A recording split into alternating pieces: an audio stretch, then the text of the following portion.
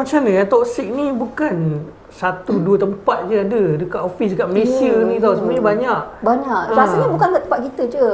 Mungkin di luar negara pun ada juga saya kan. Tempat lama saya dulu pun yang masa mula-mula saya first kerja dulu kan. Teruk jugalah. Lagi masa saya intern saya 4 bulan tu saya seorang-seorang buat kerja. Kira ini nak masuk topik kedua ni. Oh, nak masuk topik kedua dah. Topik kedua ni. Tadi kita dah tutup dah. Office mate yang berpuak.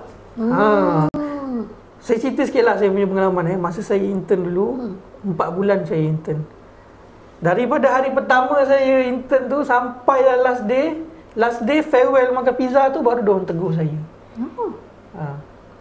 Sepanjang 4 bulan tu saya buat kerja seorang. Maksudnya tak ada kawan, tak ada. Dia macam ni, saya bukan tak nak bergaul. Saya ada je tanya dekat sini-sini, kat situlah saya tanya. Kak ni macam mana Bang ni macam mana nak buat dia orang je macam ni macam ni, okey dah. Diorang macam tak ada tanya saya okey ke, macam mana kerja kat sini ke kan. Diorang macam dengan puak diorang je lah. Kalau puak senior ni puak senior je. Kalau intern ni intern je. Tapi masa saya dah nak berhenti tu pun ada intern 3 orang masuk.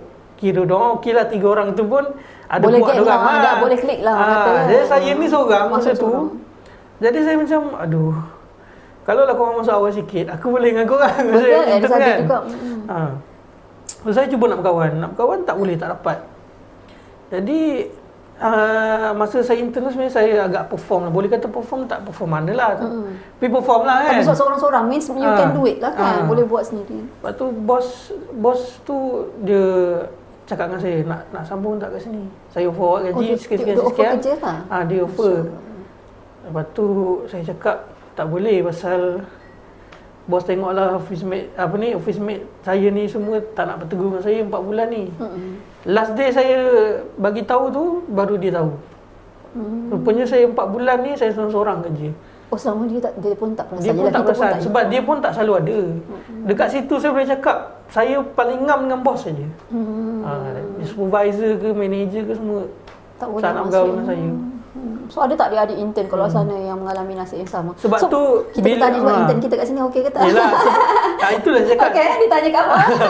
Sebab tu bila saya dah jadi senior, saya tengok intern, saya tak nak buat macam apa yang saya kena dululah.